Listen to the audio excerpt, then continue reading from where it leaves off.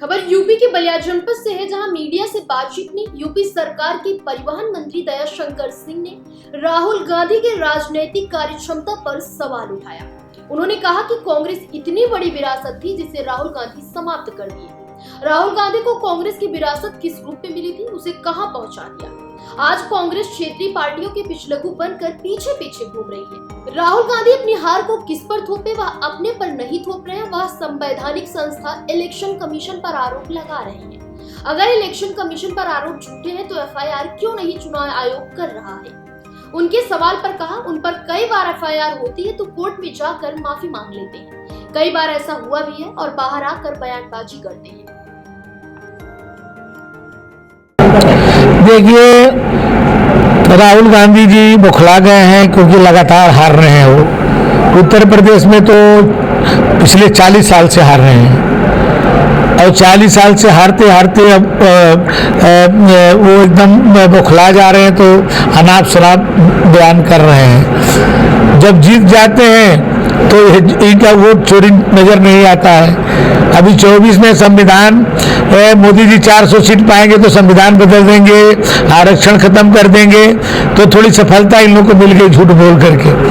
उसके बाद जब चुनाव हुआ, इन लोगों की झूठ का पोल खुल गया और ये लोग कहते थे कि 2027 का चुनाव, ये उपचुनाव उसका फाइनल, सेमीफाइनल है और उसमें से 9 में से 7 सीट भाजपा जीती और 2 सीटों पर जहां अखिलेश यादव जी के स्वयं की सीट थी, जहां वो 67,000 से जीते थे, 13,000 पर सिमट गए।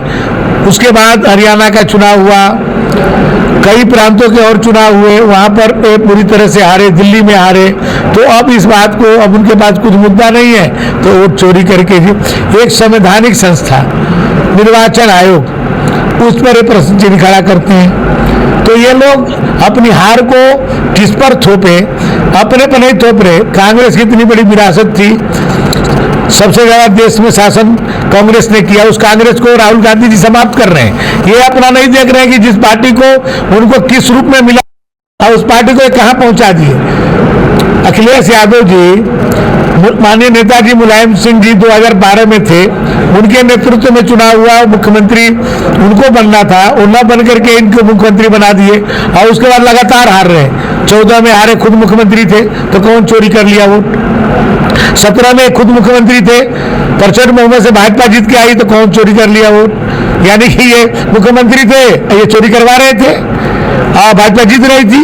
तो ये तो केवल अपने हार को, मैंने खींच को मिटाने के लिए ऐसा ही लोग बोल रहे हैं। इलेक्शन कमीशन पर जिस तरह से आरोप लगा रहे हैं,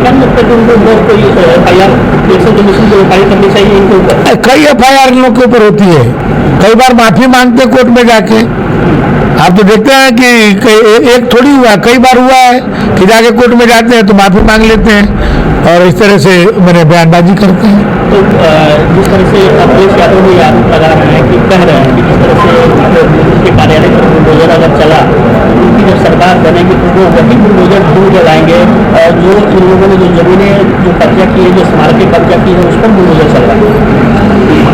देखिए, इसीलिए ये मुंगेरी लाल के हसीन सपना कभी पूरा नहीं होने वाला है, क्योंकि प्रदेश की जनता जान गई है कि ये जब सत्ता में आएंगे तो फिर से गुंडा राज कायम कर देंगे, फिर से आतंक हो जाएगा, फिर से अपराधी जेल से बाहर आकर के पुलिस को घसीटते हुए ले जाएंगे।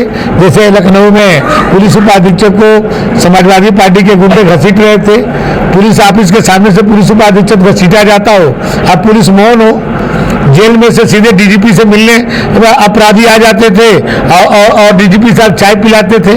और आज की स्थिति है तो आज कानून का राज हो गया है, तो जनता जान रही है कि जब इनको हम सत्ता सौंपेंगे तो फिर उसी अराजकता में चले जाएंगे, तो इसलिए इनकी सत्ता कभी आनी नहीं। फिलहाल इस खबर में बस इतना ही।